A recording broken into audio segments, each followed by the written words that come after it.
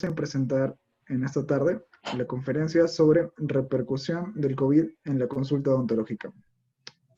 Esta estará a cargo de la doctora Helen Nadir Espinosa Villanueva, especialista en ortodoncia, con posgrados en Perú, México y Brasil, máster en odontología y diplomados en estética dental.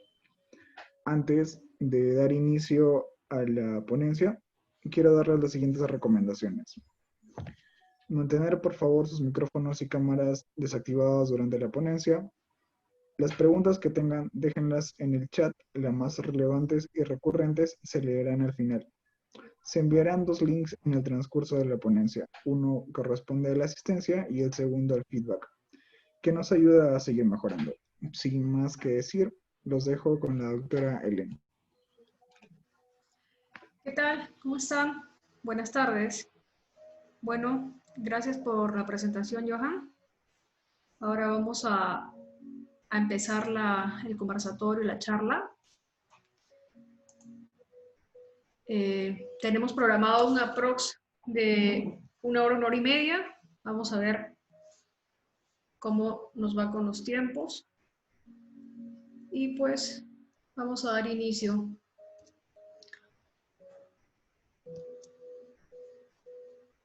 Muy bien. Bien. El tema ya lo mencionamos hace un momento. Quiero minimizar esto, pero un segundín. Listo. Ok. La repercusión del COVID-19 en la consulta odontológica. Bueno, para empezar, Johan ya me presentó. Soy máster en odontología, tengo máster en odontología, soy la doctora Helen Nadir Espinosa y pues en este momento voy a hacerles una pequeña plática de este tema que hoy por hoy nos está volviendo loquitos a los odontólogos y por supuesto también a los estudiantes. Bien, empecemos. Antes de dar inicio al tema de cómo repercute este virus, esta enfermedad en la consulta odontológica, yo creo que tenemos que primero conocer qué es el COVID-19. Primero tenemos que conocer la enfermedad para poder tomar en cuenta los protocolos y las medidas necesarias, ya que es una enfermedad de alta letalidad.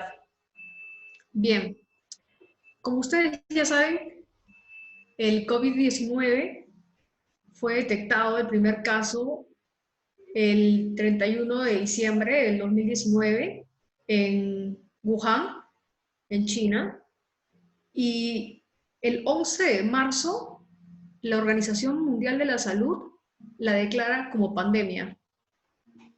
En el Perú se detecta el 6 de marzo, el primer caso, y entramos en cuarentena el 15 de marzo.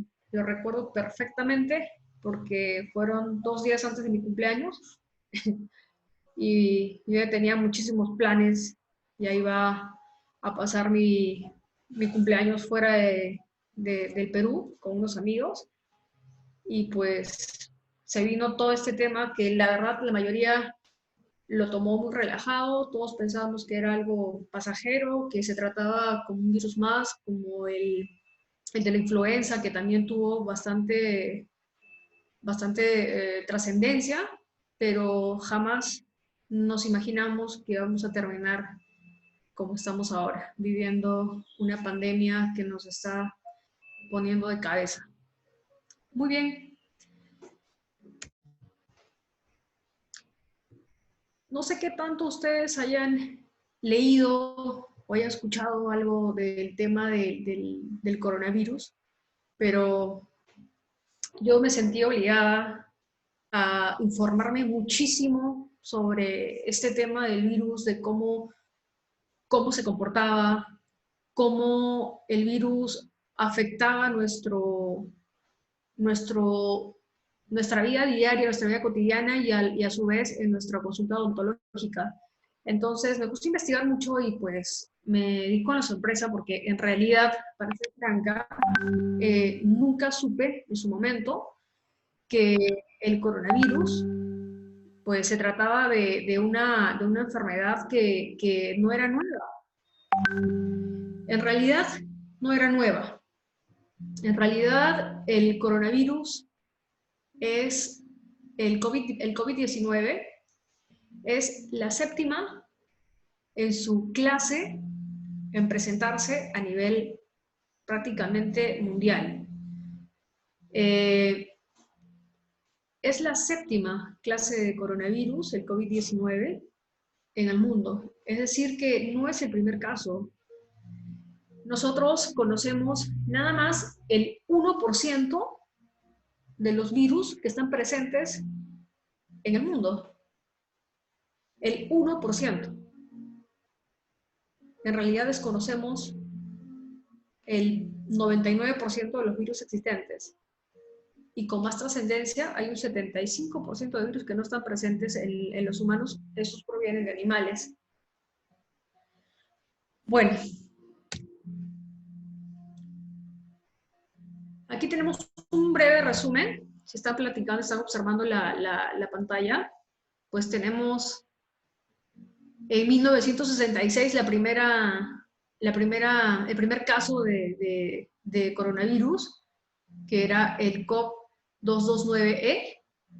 Estamos hablando de 1966, imagínense, desde esa época se presentó la primera clase de coronavirus. En el 67 vuelve a aparecer, pero mutado. Estos virus, una vez que se manifiestan, crean inmunidad y luego ya no salen del organismo de la misma forma celular, sino mutación. Una mutación la cual hace que esta enfermedad no se pueda controlar al instante. Posteriormente, en el 2002, en Cantón, China, se considera la epidemia por el SARS-CoV, que yo le llamo SARS-CoV-1, que es el síndrome agudo respiratorio severo 1, porque nosotros actualmente estamos viviendo el 2.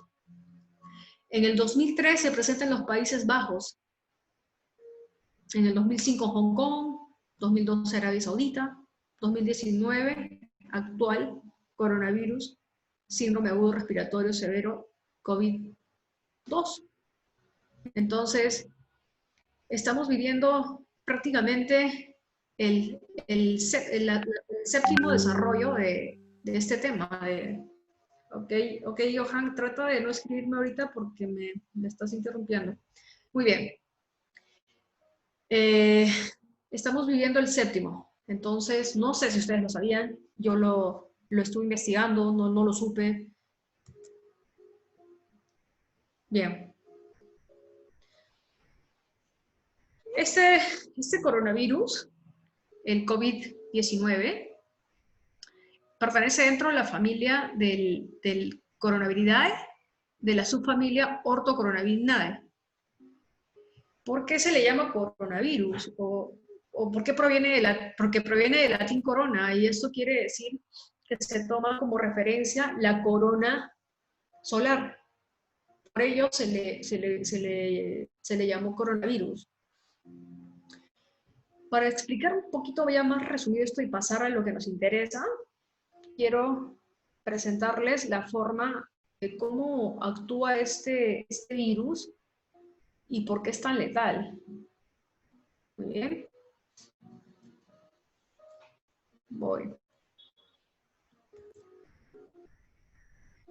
Muy bien.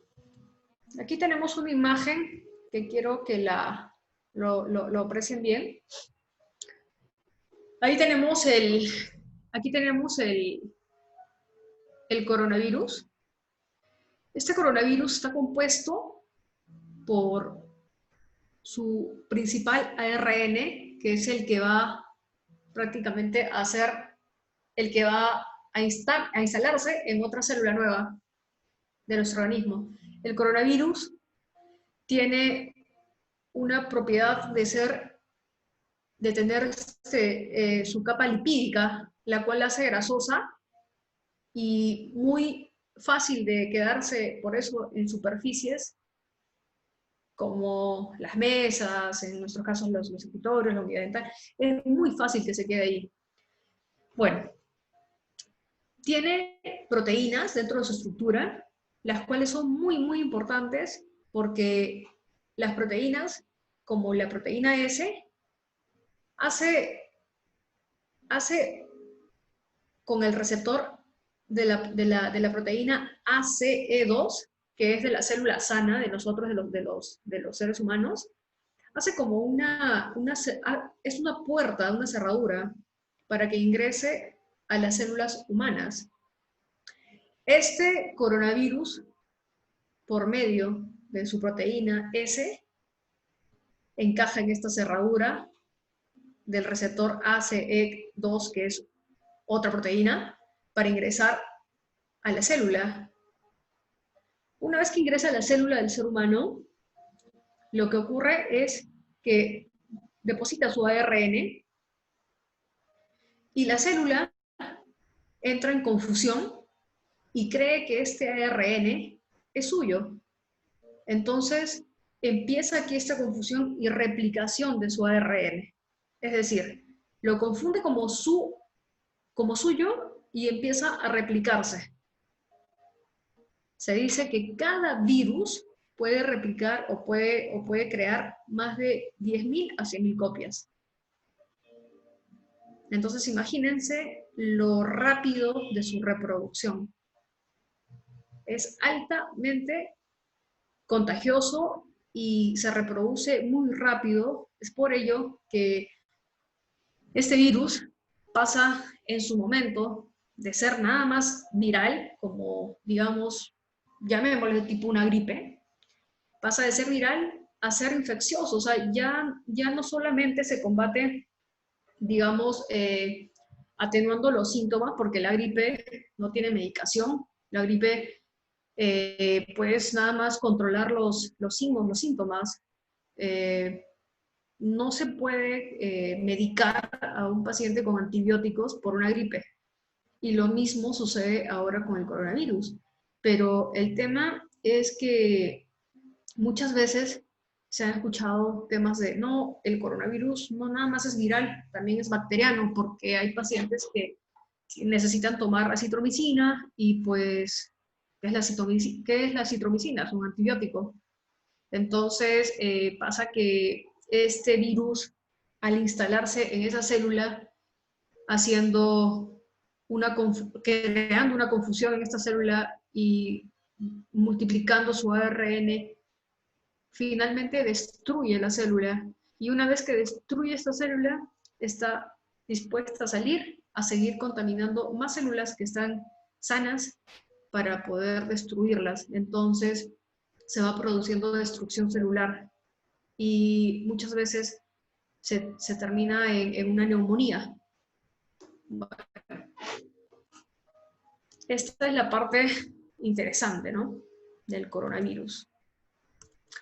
Bien, pues aquí hay una imagen de cómo se produce esta llave cerradura con una de las proteínas, que es la S. En realidad tiene 3 proteínas muy importantes. Tiene muchas proteínas el coronavirus, pero la proteína más importante es la proteína S, porque la proteína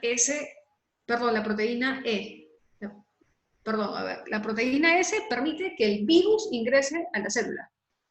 Posteriormente, la proteína E lo que va a hacer es infectar a las otras células.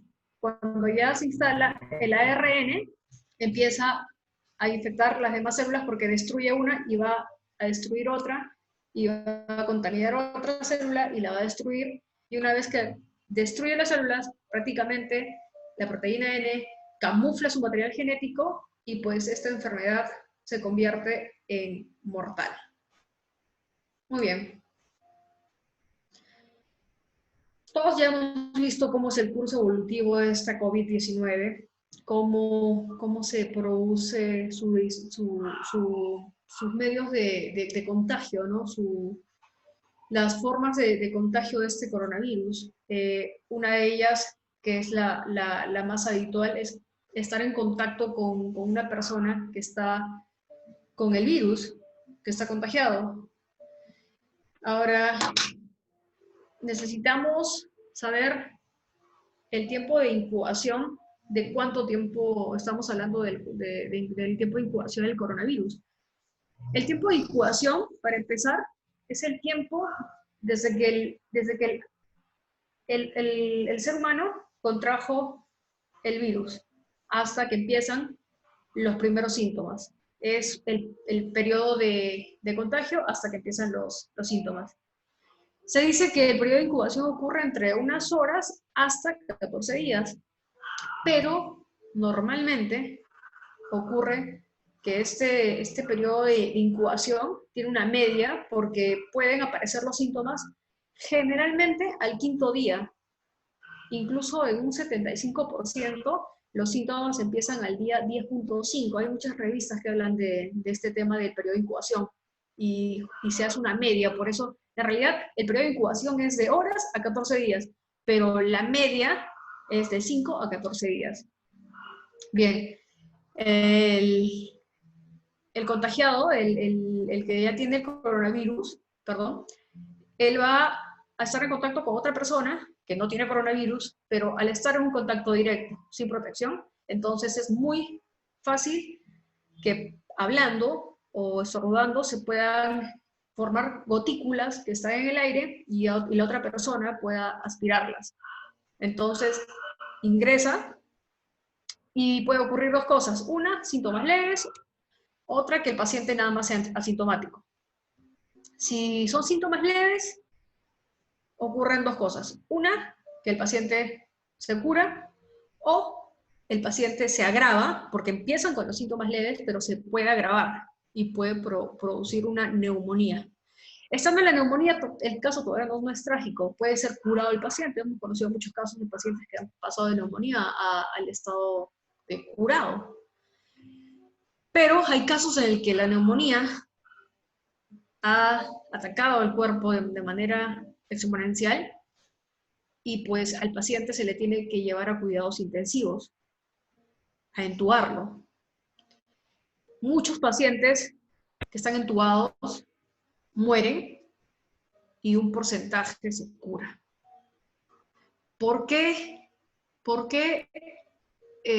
Bueno, ¿por qué razón hemos escuchado mucho de los pacientes que están en cuidados intensivos mueren y por qué debería ser al revés? Porque si están en cuidados intensivos con oxígeno, ¿por qué no se curan?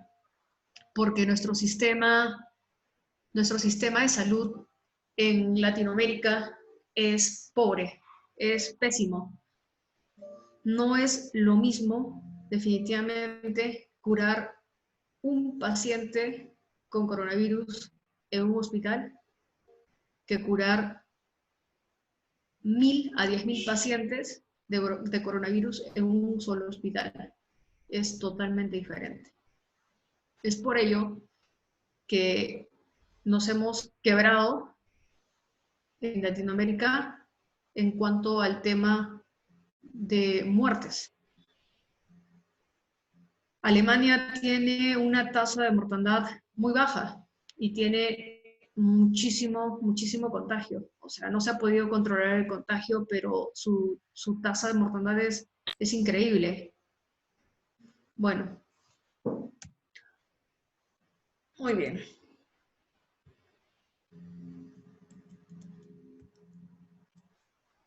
Bueno,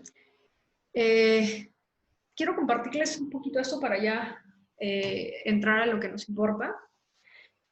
Estuve leyendo algunas revistas que ya estaban hablando acerca de reiniciar las actividades en ciertas áreas, y una de ellas que me llamó muchísimo la atención, porque todavía no se tiene previsto iniciar en cuanto a estudios hasta el verano, que supuestamente terminando el verano termina el ciclo escolar, perdón, en Estados Unidos aproximadamente septiembre, o sea, ya a puertas estamos.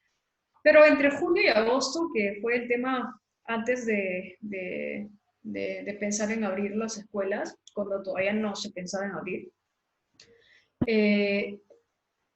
Ustedes me imagino que habrán visto muchas películas de Estados Unidos que hay campamentos. Aquí no son tan comunes, pero en Estados Unidos son muy comunes los campamentos.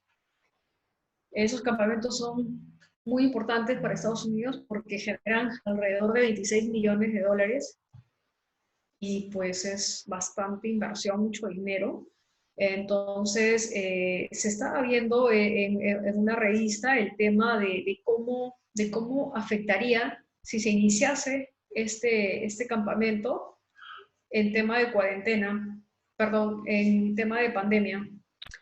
Y pues en Estados Unidos, así como nosotros tenemos nuestros protocolos, ellos tienen sus NPI, que son intervenciones no farmacéuticas, que son sus protocolos, en otras palabras, en las cuales ven todas las medidas de seguridad. Y me llamó mucho la atención porque era increíble que en un campamento que abrieron ahora en junio, se tuviese un control de la expansión de este coronavirus, porque de 2.000 participantes, prácticamente nada más descubrieron en total, en general, a 6 pacientes, a 6 personas que estaban con COVID-19. Pero ¿cómo sucede esto? Les explico. A este campamento no solamente va gente de Estados Unidos, sino también van de otras partes, van de Perú, de México, generalmente de Canadá o de Reino Unido. Estos campamentos,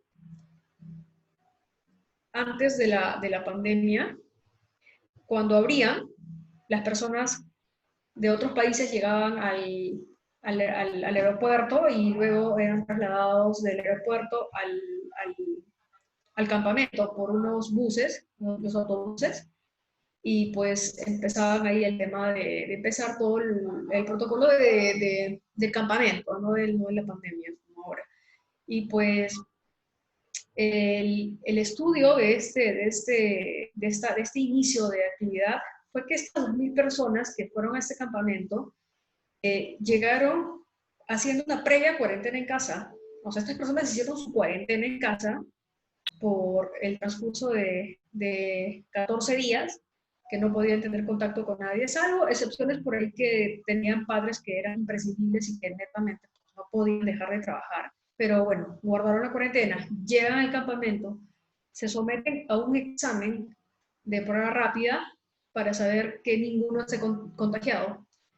Se hizo la prueba y se determinó que habían 4 individuos que estaban con COVID-19, pero eran asintomáticos, no tenían síntomas. Entonces, se les aisló durante 14 días que terminaron su cuarentena y fueron inmediatamente regresados al grupo, pero no se les hizo prueba ni nada, solamente se les regresó al grupo. Y pues luego de esto, las medidas de ellos, de este protocolo, es que a todos los participantes se les tomaría una prueba cada 7 días hasta que completaran el periodo de cuarentena para que ya no tuviesen, digamos, algún peligro en cuanto a adquirir el virus. A los 7 días se hace la prueba y se determina que harían 2 contagiados, que eran un participante del campamento y un campista que era tipo un organizador del campamento. Se les aisló, eran asintomáticos, se les aisló y pues estas personas que estaban ya en contacto con las demás personas, porque eran 2.000 participantes, estas personas no tuvieron ninguna repercusión en otros en cuanto a contagios, porque se guardó las medidas necesarias de seguridad.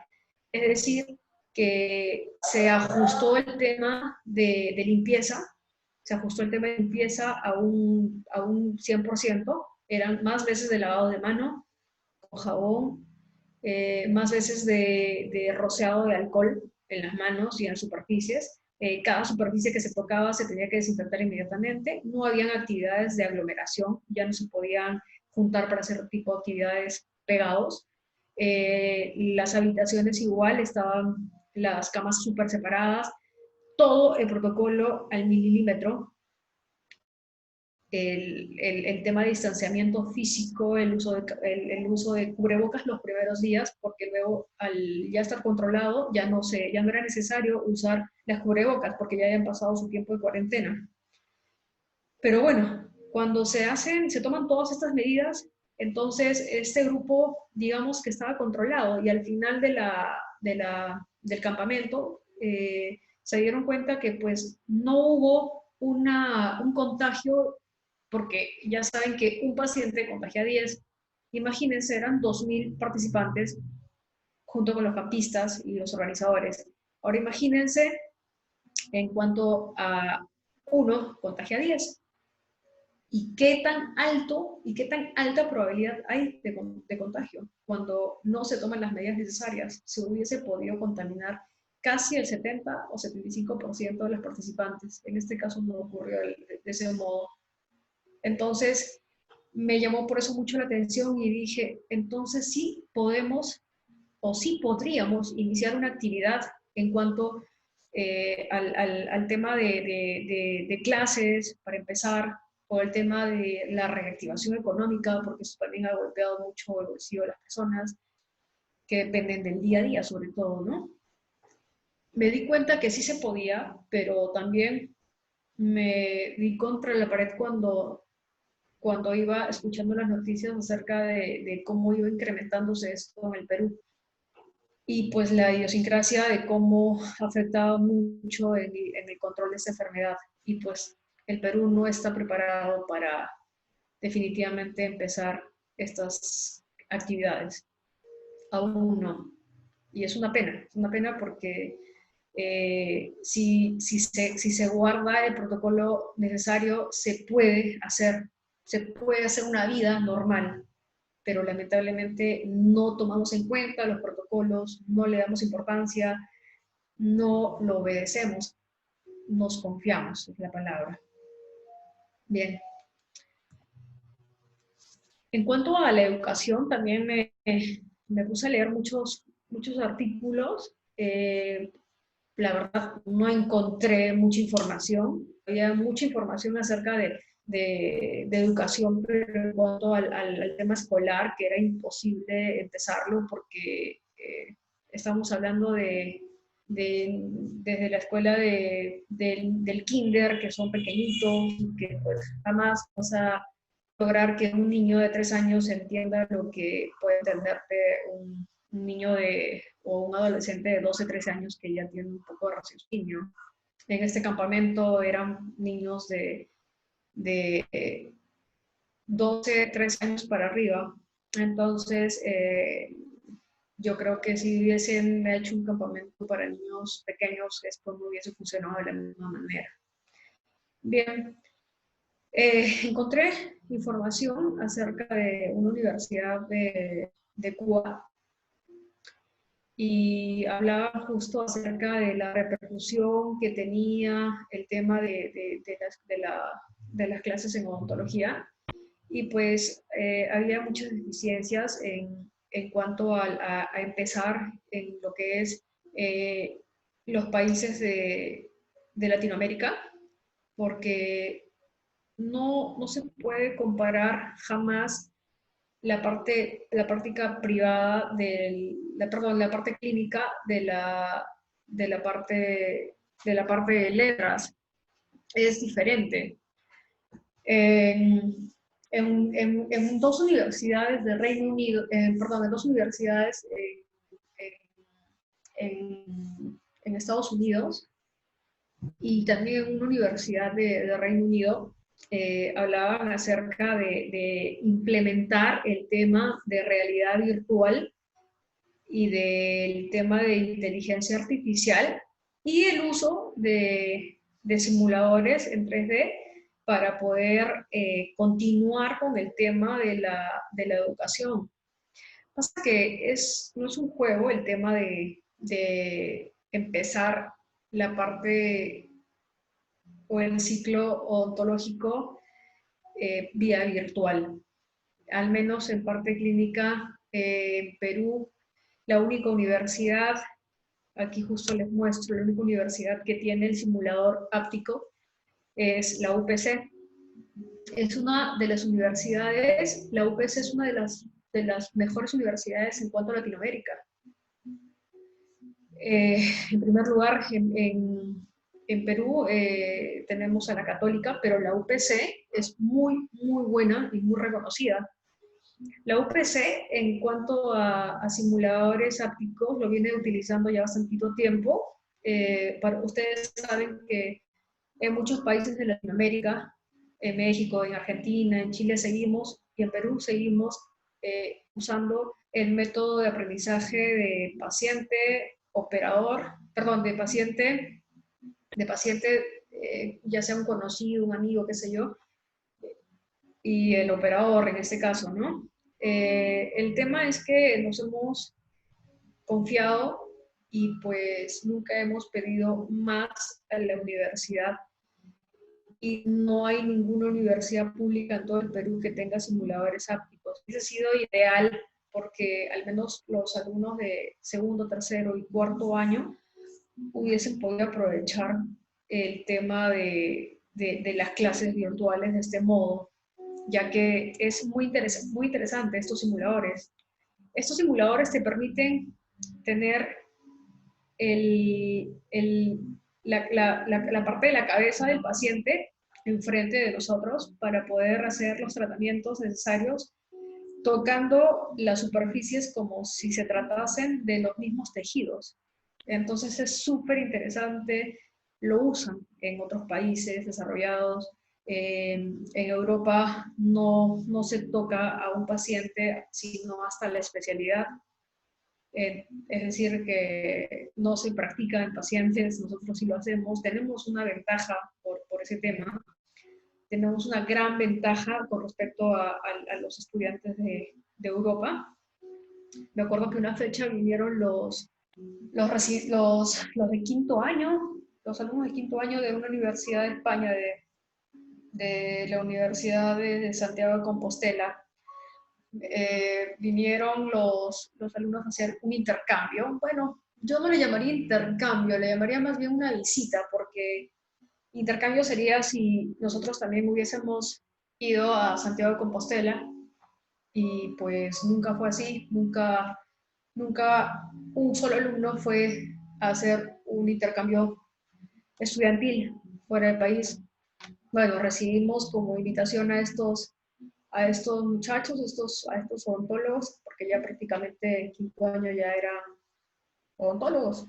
Y pues nos dimos con la sorpresa de que nosotros teníamos una destreza muy, muy superior a la de ellos. Al principio, yo me acuerdo que estaba en quinto año y pues al principio todos los pacientes que llegaban a la clínica querían atenderse con ellos porque tenían una idea de que al ser extranjeros la atención iba a ser mejor y que pues les iba a ir mejor en el tratamiento y no se dieron cuenta que ellos pues en realidad nada más practicaban en los simuladores ápticos, que es muy buena ayuda, pero jamás se puede comparar con con una boca real. Y pues el tema por el cual ellos no usan pacientes por la cuestión de no interferir o de no causar algún tipo de daño en personas que pudiesen llegar a la consulta. Nos quedamos sin pacientes, todos los de la universidad no teníamos pacientes y todos los pacientes iban a atender con los españoles hasta que empezaron a haber ciertos comentarios de los temas de la destreza, de cuánto se demoraba un extranjero y un peruano, en nuestro caso iqueños, y pues nos gustó esa parte porque nos sentimos orgullosos de quiénes éramos y cuál era nuestra destreza clínica frente a los extranjeros, así que si ustedes están pues ahora en cuarto, quinto año, créanme que son los mejores del mundo. En este momento ustedes podrían hacer cosas que un alumno de su año clínicamente no lo podría hacer. Muy bien. Y a lo que vinimos, ¿no? Los protocolos de atención frente al COVID-19 en la práctica privada. Bien, creo que el protocolo se repite en muchos países. He leído protocolos de Ecuador, de Colombia, de Chile, de México, y pues todos tienen un común denominador, ¿no? Que es evitar atender a los pacientes que no sean de urgencia o de emergencia. Y pues el protocolo es muy parecido, así que tomé el que era el más didáctico. En este caso es un protocolo ecuatoriano y pues lo vamos a presentar porque es lo mismo que utilizan aquí en Perú. En primer lugar, tenemos el proceso de contactabilidad telefónica. Este proceso es importantísimo, importantísimo. El paciente lo primero que va a hacer es contactar vía telefónica para hacerte la consulta de cuándo le puedes hacer la cita. Entonces, este proceso es importante. En el primer momento de hacer el contacto telefónico, pasamos inmediatamente a hacer un triaje telefónico. El triaje telefónico es lo mismo que hacer un triaje personal en una hoja paciente-operador, pero el punto es, no vas a tener al paciente enfrente, lo vas a tener detrás del teléfono, pero le vas a hacer las mismas preguntas. Entonces, se hace un triaje telefónico. En el triaje telefónico ahí sí he encontrado ciertas cositas que son variables. Por ejemplo, acá en Perú nos dicen que nada más en el triaje telefónico pues preguntemos si el paciente tiene tos o tuvo tos durante los últimos 14 días, si tuvo dolor de garganta, si tuvo dificultad respiratoria o si estuvo en contacto con personas que tenían los 3 síntomas que he mencionado antes. Y pues nada más eso, y si todo era no, luego venía la parte principal para preguntar a qué se dedica el paciente, si alguna vez se había sometido a una prueba rápida, cuál había sido el resultado, si hubiese sido positiva. Adicional a esto, en el triaje telefónico de Ecuador, hay unas cositas que se tienen que preguntar, como si ha tenido alguna alteración en cuanto al gusto o al olfato. Y yo, bueno, lo leí y dije, bueno, sí, suena un poco más completo, porque hay más preguntas, o si el paciente ha tenido dolor de cabeza, diarrea, vómitos. Pero, ¿cuáles son los síntomas o los signos más relevantes del COVID? Para empezar, la fiebre es uno de los principales. Está la fiebre, está el dolor de garganta, está las mialgias y pues la dificultad respiratoria. Esos son los 4 principales. Luego ya existen algunos signos que se pueden presentar como alteraciones en el gusto y en el olfato, la disgeusia y la disponia, que también se toman en cuenta, pero ¿alguna vez han preguntado ustedes cuando tienen gripe, cualquier catarro, que es que en su vida han pasado muchos, que no les pasa que no pueden oler, o sea, no se siente el gusto de nada, o sea, están con una gripe y no se siente absolutamente nada de lo que se come, y es bastante aburrido enfermarse de gripe, porque no se siente el gusto de la comida ni se sienten los olores. Entonces, la Organización Mundial de la Salud no lo toma como un signo o un síntoma relevante. Ahora, aquí también hay que entrar en discusión un poquito porque hablamos de signos y síntomas, pero de manera global hablamos de signos y síntomas para especificar el tema global de lo que altera el coronavirus en el ser humano. Pero, ¿qué es un signo? ¿Qué es un síntoma? Para empezar, los signos son los que se pueden observar y los signos se pueden medir. Por ejemplo, en este caso, el tema de la temperatura. Un síntoma ya es algo que no se puede medir, que nada más el paciente lo va a sentir, pero no lo puedes medir. Por ejemplo, un dolor de los músculos, los musculares.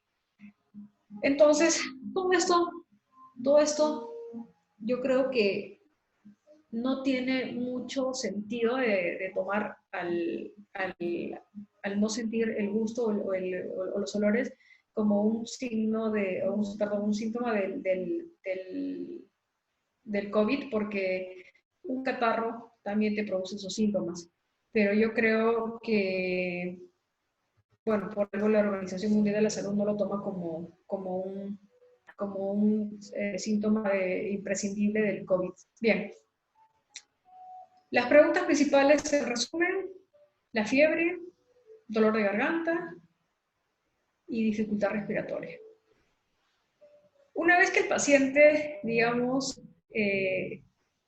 te comenta de todos estos síntomas y todos son negativos, todos son no, pasamos a la evaluación de qué tan importante va a ser para el paciente atenderlo.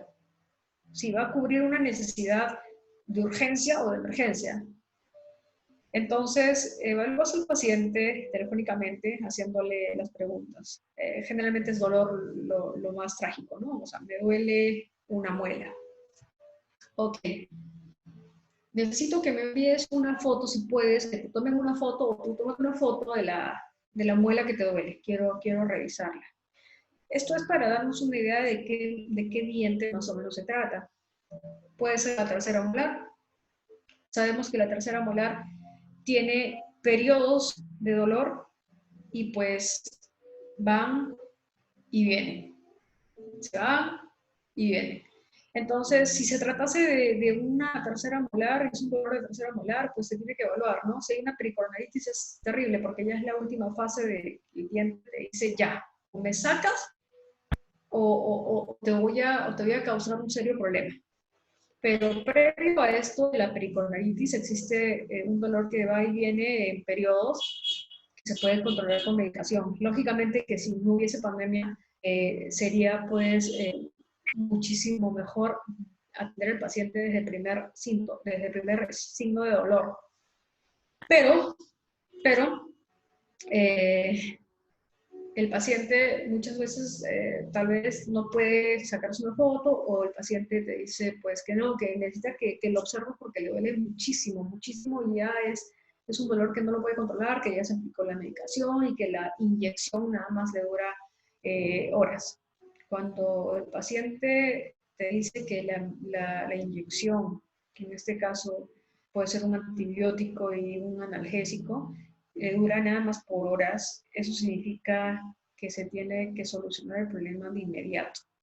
Porque si la inyección no lo está ayudando, pues imagínense, si no se le atiende, si no se saca el foco infeccioso, o sea, cómo nos puede perjudicar. Incluso puede estar en riesgo la vida del paciente. Bien, el dolor es intenso, entonces le consultas al paciente, como le dije hace un momento, en el triaje telefónico, ya te dice que no todo, pero cuando ya evalúas que la necesidad sí va a ser imprescindible, entonces haces una pequeña indagación con el tema del hablar. El hablar con el paciente es básico porque te vas a dar cuenta si tose o si tiene alguna dificultad respiratoria. Hay pacientes que pues van a toser o se le va a notar que están agitados.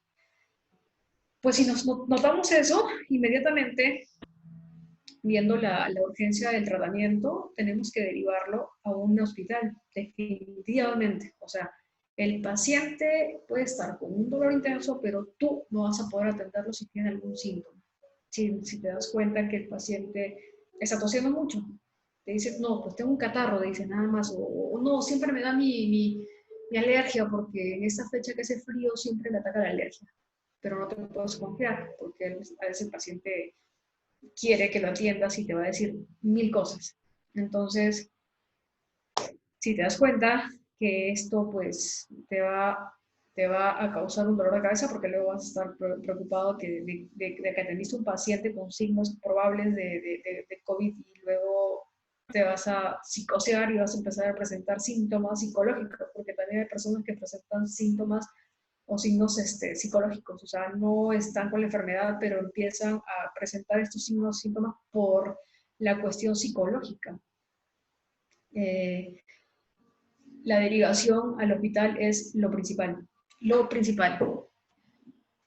Luego de esto, si nos damos cuenta que el paciente no tiene una dificultad respiratoria ni tos, y ya nos ha dicho que todas las preguntas de fiebre, bla, bla, bla, todos no, entonces pasamos a hacerle la cita. Se le hace la cita y existen dos opciones. Ves el diente, imaginemos que es la tercera molar que está con pericoronaritis. Es un tratamiento de urgencia. Entonces, pasamos a hacer el tratamiento. Extracción de la tercera molar. Extraemos la tercera molar, solucionamos el problema, nos aseguramos 100% que el tratamiento sea de calidad, pero 100%. No podemos descuidar ni un segundo nada, porque este paciente ya no puede regresar a tu consulta.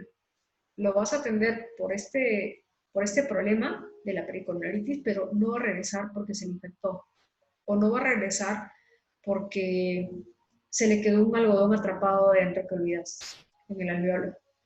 Entonces, se tienen que tener los 5 sentidos. Nosotros no somos perfectos, pero en este tema de pandemia tenemos que trabajar un 200% con la cabeza en el paciente. Bien. Si el caso no se tratase de una pericorditis, si nada más se tratase de una molar que se le fracturó la curación y pues al comer tiene cierta molestia, no le duele, pero nada más al comer se le mete la comida y por ahí le ejerce cierta presión porque la dentina está expuesta. ¿Ok? Entonces, no tocas al paciente para hacerle ninguna limpieza con la pieza de mano, solamente haces una limpieza con una cuchareta de dentina, algodón, puedes usar clorhexidina para limpiar mejor, mantenerlo ahí durante 2 a 3 minutos, retiras, limpias, te aseguras que no te quedó ningún resto blando dentro de la cavidad y pues le colocas eugenato. Colocas en tu historia clínica lo que has hecho con ese diente, porque normalmente no se hace eso. Normalmente lo que se hace es el tratamiento completo, o sea, se limpia todo el diente y se hace la curación tal cual debe ser y se manda al paciente a su casa. Pero en este caso no. En este caso se va a tratar de evitar la exposición con los aerosoles, o sea, la aerolización, tanto en ultrasonido, tanto en curaciones como limpieza, se va a evitar al mínimo, al mínimo. Bien. Entonces, especificas en tu historia clínica, es muy importante anotar todo esto en la historia clínica porque luego se te puede pasar y luego, imagínate, has tapado un diente que probablemente tenga un poco de caries porque estuvo expuesto mucho tiempo, digamos que estuvo así toda la cuarentena y que recién cuando le empezó a doler te llamó. Entonces necesitamos prestarle mucha atención a la historia clínica. Se posterga la atención para este caso, ¿no? O sea, lo vas a citar de nuevo, lo vas a apuntar si tienes una agenda en tu celular, en tu agenda, en tu cuaderno, qué sé yo, pero se va a tener que registrar la postergación de esa atención. Bien. Una vez que mandas al paciente a su casa y le dices, ok, te veo cuando pase la pandemia, pues no se termina ahí, o sea, se le hace un seguimiento. Llamas por teléfono al paciente para saber cómo está. Puede ser una semana, 10 días, cada 10 días, y se le hace la evaluación telefónica. ¿Cómo va? La pasta sigue ahí. No, se quedó un poquito, ok, ten cuidado, no comas cosas muy duras, trata de comer por el otro lado. Y en el caso de hace un momento que le dije que si fuese una pericornaritis se manda al paciente ya con los puntos y ya le has medicado, igual se le hace un triaje telefónico primero, o sea, un seguimiento telefónico para ver cómo va, si todo está bien. Tienes que verlo si has puesto puntos para retirar los puntos y pues ya posiblemente la citación para ver cómo terminó de cicatrizar esta herida, pues sea cuando finalice esta pandemia, que Dios quiera que sea pronto y que se tenga la cura. Bueno, el protocolo, en cuanto al lugar donde trabajamos, la mayoría tiene pues la sala de espera, consultorio, baño, todo tiene que tener también una medida de seguridad muy estricta. Y pues, para empezar, en la sala de estar se tiene que retirar todo tipo de adorno, sobre todo flores, floreros, revistas, adornos. En realidad se debe de dejar nada más prácticamente el sillón y es todo. El paciente no debe tocar absolutamente nada, solamente debe sentarse en el sillón y asegurarnos de no tener pacientes en la sala de espera, o sea, nada más atender por cita, porque es un caso de urgencia, y pues atenderlo y que no existan pacientes en la sala de espera. Muy bien. Existen eh, pacientes que nos van a mentir cuando estemos hablando en el triaje telefónico, nos van a mentir. Para eso existe una evidencia escrita que nos avala y nos ayuda a que esto no pase desapercibido y no ponga en peligro nuestra salud, nuestra vida y la de nuestros familiares o de nuestros pacientes, porque también puede haber una contaminación, un contagio cruzado. Bien. El triaje telefónico de hace un momento que les platicaba, pues es el mismo que se practica en la consulta. Cuando ya el paciente llega, firma un triaje que viene acompañado incluso de un consentimiento informado. En Perú no nos exigen el consentimiento informado, pero en, en Ecuador, en su protocolo, sí exige un consentimiento informado, que el paciente firme un consentimiento informado. Yo creo que esa parte es importante también, la podríamos nosotros agregar para poder defendernos y salvaguardar nuestra profesión, porque al final, si ocurre algo, el paciente puede muchas veces atribuir que nosotros hemos cometido un error, una negligencia, y pues no tenemos nada que nos avale sino un consentimiento informado. Ese consentimiento del triaje, perdón, el triaje presencial, en el cual se toma la temperatura y se hacen estas preguntas, se tiene que firmar, o sea, el paciente firma, si es un menor de edad, tiene que firmar el apoderado. En la sala de espera nada más debe estar el paciente, o en el consultorio nada más el paciente. No se puede llevar compañía, a menos que sea esencial, porque es un anciano o porque hay una dificultad para movilizarse, o si es un niño. Solo en esos tres casos puede estar acompañado y nada más de un acompañante. No puede haber más acompañantes. Muy bien.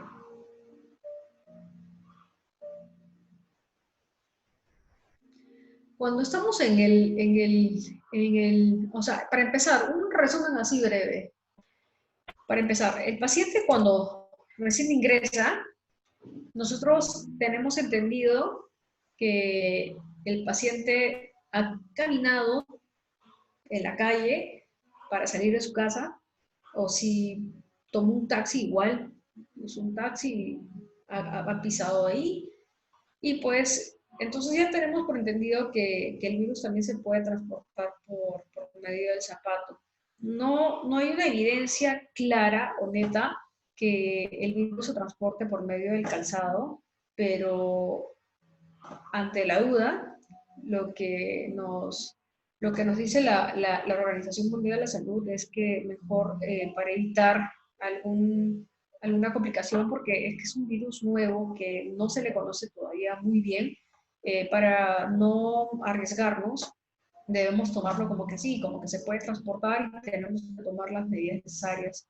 En la clínica en la que yo trabajo, nosotros optamos primero por colocar un ambiente especial para que el paciente, cuando ingresa, después de haberse quedado 15 segundos en el pediluvio y luego ha pasado por 2 esponjas para limpiarse, pasa a un lugar en el cual tiene que retirarse los zapatos y luego colocarse unas botitas que son descartables, desechables. Luego entran a la recepción, en el cual la asistente les va a informar el proceso de que deben ir al baño a lavarse las manos, se lavan las manos con jabón. Hay un dispensador, eh, le llaman dispensador inteligente porque tiene un sensor, nada más colocan la mano y pues cae el jabón líquido. El paciente se tiene que lavar las manos correctamente. Para ello, en el baño hay pegado un afiche en el cual hay una demostración de cómo debe ser el lavado correcto de manos puntualmente, cuánto tiempo deben tardarse, cómo debe lavarse. Luego, el secado de manos es con papel toalla. El paciente se seca con el papel toalla. Una vez que el paciente termina de lavarse las manos, la asistente va a ir al baño y en el área donde presionó el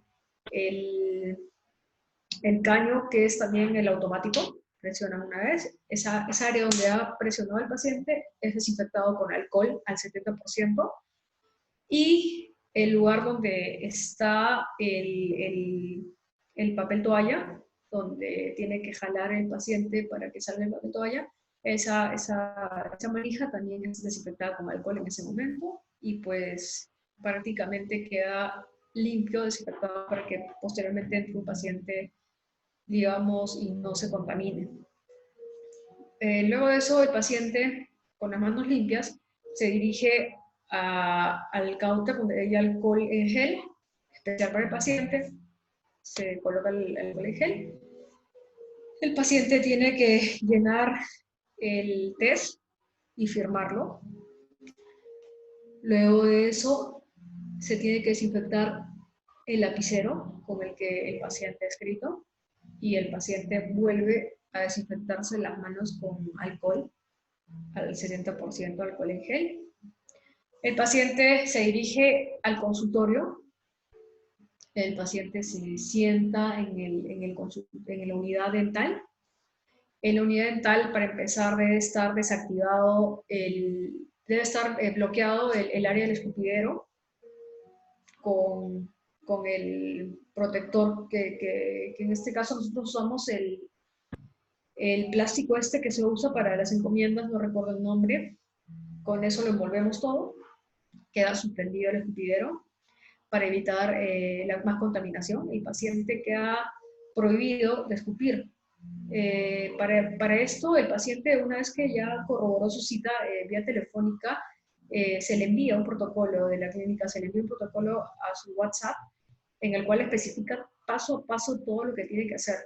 Y una de las cosas que están prohibidas en la clínica es escupir. no se puede escupir, ni lavarse los dientes, ni enjuagar un aparato ortopédico, perdón, removible o alguna prótesis, no se puede lavar los dientes ni enjuagar estos aparatos. Y tampoco debe escupir, porque la escupidera va a estar cerrada, va a estar sellada. Lo primero que hacemos cuando el paciente está sentado es pedirle que se retire la mascarilla. Se va a retirar la mascarilla. Se le da una servilleta en la cual coloca la mascarilla, la envuelve y la coloca en una bolsa desechable. La coloca y la va a colocar a un costado para poder hacer la atención. Luego de esto, pasamos a hacerle el enjuague al paciente con agua oxigenada. Le hacemos un enjuague alrededor de 1 a 2 minutos, el cual finalmente se escupe en el eyector, o en el suctor, mejor dicho, en el suctor de alta presión. El paciente escupe en el suctor y pues prácticamente estamos eliminando una fuerte parte de contaminación, porque en el escupidero, nosotros antes de la pandemia el paciente escupía en el escupidero, pero luego de eso lo desinfectábamos con hipoclorito lo desinfectábamos con lejía y con amonio cuaternario y luego con alcohol. Pero luego cuando vino esto de la pandemia, la recomendación fue evitar esto de limpiar para no tener que manipular la saliva del paciente. Entonces, la mejor forma era el suctor, y es lo que se viene haciendo. El enjuague es para eliminar las bacterias de la boca y pues luego se pasa a hacer ya la evaluación del paciente, ¿no? Había una conversación acerca del alcohol. Se hablaba acerca del alcohol, de cuál era el mejor, si era el mejor el de 60, 70 o el 90%. Y pues el tema de la pandemia nos aclaró a la mayoría qué era lo correcto, porque muchas veces usábamos alcohol, pero teníamos en la cabeza alcohol, nada más, en general. Era el alcohol, no era el alcohol de 60, de 70, no, es alcohol y punto, esto sirve. Pero se está usando mucho el alcohol de 92 grados o de 90 grados que también hay, pero el detalle es que la OMS nos dice que deberíamos usar el de 60 o 70 porque es un alcohol que es menos volátil. Entonces va a permanecer más tiempo en las superficies que nosotros necesitamos que estén desinfectadas. Entonces es básico meternos en la cabeza que el alcohol en su mejor uso es el de 60 o el de 70. Más el de 70 incluso. Pero el de 92 es más fuerte, sí, pero no se queda el tiempo adecuado, se volatiliza muy rápido. Incluso el de 90 grados es antiviral, o sea, puede eliminar un virus, pero se volatiliza tan rápido que al esparcir el alcohol en superficies no va a actuar de la manera correcta. Porque nosotros también sabemos que el virus en temperaturas altas se desactiva, se muere. Pero no estamos hablando pues de una temperatura alta en un minuto, es imposible. Escuchamos a muchas personas decir, vamos a pedir una pizza y la vamos a meter al microondas y se acabó. O compramos pan todos los días y la metemos al microondas y ya estamos libres del contagio. O sea, qué burrada estamos hablando. O sea, con el perdón que se merecen todos, a veces decimos cosas que son tan tontas porque no leemos o porque no nos informamos. Y pues creer que vamos a eliminar un virus colocando el pan colocando el pan en el microondas por unos minutos, que ya estamos desinfectando nuestro pan es totalmente absurdo. Eso jamás va a suceder. Para empezar, este virus puede morir en una temperatura de 92 grados centígrados, casi 100, o sea, prácticamente tiene que hervir. Y no debe permanecer menos de 15 minutos para que muera. 92 grados centígrados, por lo menos, durante bueno, pongamos una prox de 15 a 20 minutos para que muera bien. Entonces sí corremos peligro cuando compramos algún alimento y creemos que metiéndolo en el microondas lo estamos descontaminando. Falso. Tampoco hay evidencia de que el virus se contagie por medio de la comida, pero si una persona que está contaminada, que está con el virus, cocina ese alimento, o sea, sí, es muy probable que sí, que el alimento quede contaminado y que nosotros podamos ingerirlo. Entonces, tenemos que tener mucho cuidado y sobre todo las personas que tenemos que ver pacientes, tenemos que cuidarnos el doble, porque si vamos a ver un paciente, pues tenemos que cuidarlo, no solamente cuidarnos, sino cuidarlos, porque podemos ser asintomáticos. Se sabe que el virus afecta con mayor letalidad a las personas mayores de 65 años y pues también a los que tienen una comorbilidad. Pero bueno, no estamos salvos porque también hay evidencia de personas que sin ningún tipo de comorbilidad y jóvenes han muerto. Bien, el EPP, conocido en Perú como Equipo de Protección Personal, es conocido en Ecuador como el EPI, que es el Equipo de Protección Individual, ¿no? Que viene a ser lo mismo que el EPP. Estamos viendo aquí en la imagen de 3 tipos de protección. El básico, el intermedio y el reforzado. Se dice que el básico es generalmente para digamos, hacer una atención nada más de recepción. O sea, el que recepciona puede ir con un equipo básico. El intermedio ya es para hacer un tratamiento odontológico, pero que no tiene el uso de aerolización. Y pues el reforzado es cuando vamos a usar la aerolización.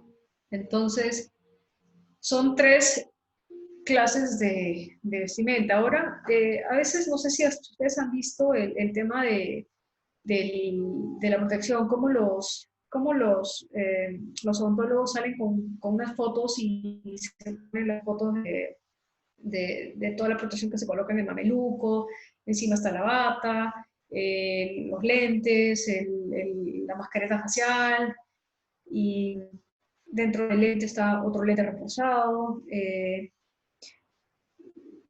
llevan las botitas, llevan muchísimas cosas de protección ya demasiadas, se ponen el triple mascarilla, la mascarilla, bueno, X.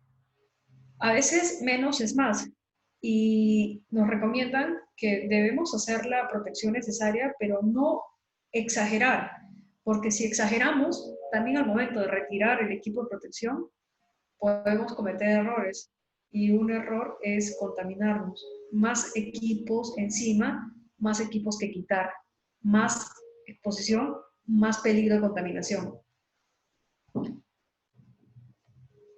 Hasta aquí están escuchando, están entendiendo, ¿hay alguna duda? ¿Se está escuchando bien?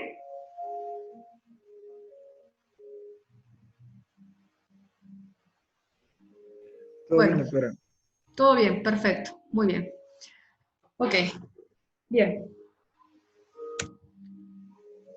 Aquí hay una tabla que me gustó muchísimo, que habla acerca del equipo de protección, o sea, que lo que les hablé hace un momento. Justo hablamos de las personas cuando hacemos el triaje presencial, qué es lo que debemos hacer antes, ¿no? O sea, definitivamente lavarnos las manos. Para hacer un triaje quizás no sea necesario usar bata. Una mascarilla quirúrgica para protegernos, ¿sí?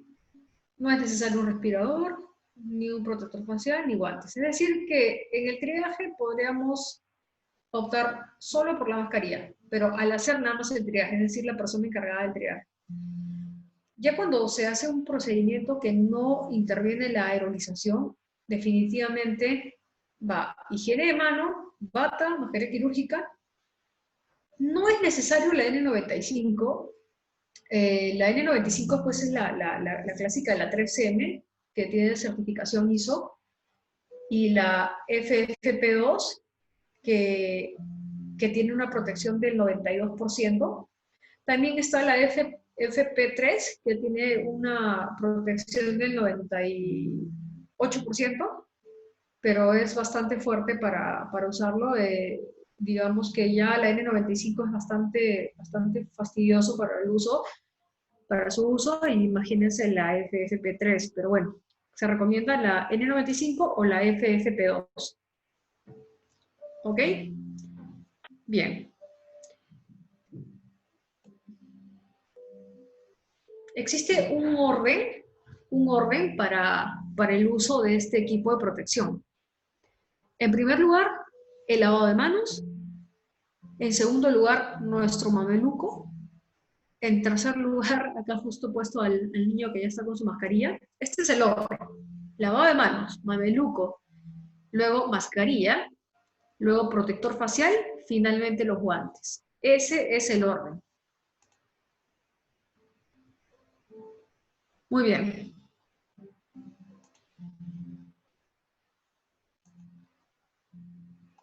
Existe la forma correcta de colocarse la mascarilla, ¿ok? Pero también existe la forma correcta de retirárselo, que a mí me gusta mucho y quiero compartirles este video para que tengan una idea de cómo deberían usar la mascarilla y cómo guardarla, perdón.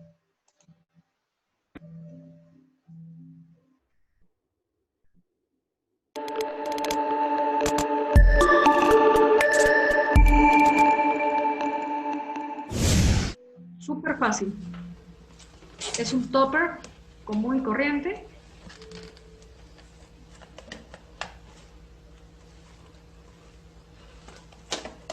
Listo. Ahí dentro del topper está el nombre de la persona.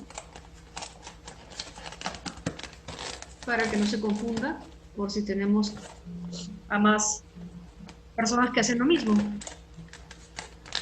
Una vez más, ahí está. Para colocárselo.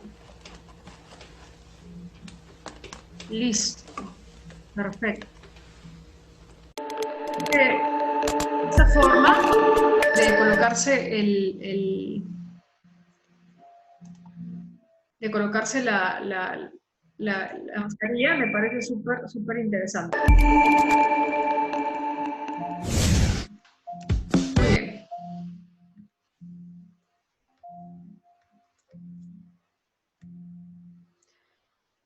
A ver.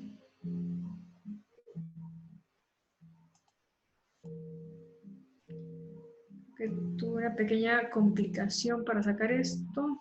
Un segundín. Listo.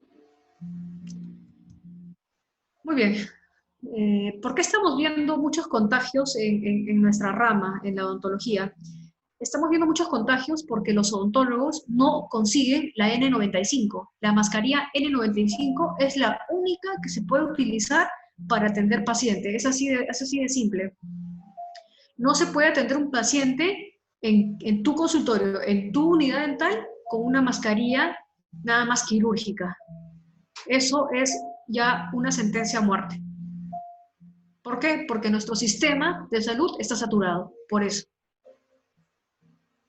Entonces, Si no tenemos una mascarilla N95 y no tenemos una caja de mascarillas N95 para atender, entonces lo lamentamos mucho, tenemos que derivar a los pacientes a un odontólogo que gracias a Dios las pueda atender, porque también están escasas, y pueda atender a ese paciente, porque es mejor cuidar la vida que atender un paciente. Ahora, el paciente también no se va a quedar de brazos cruzados, va a ir a una atención, pero no podemos atender a un paciente si no tenemos el equipo de protección personal adecuado.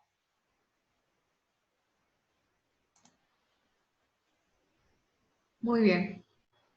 Acá les quiero mostrar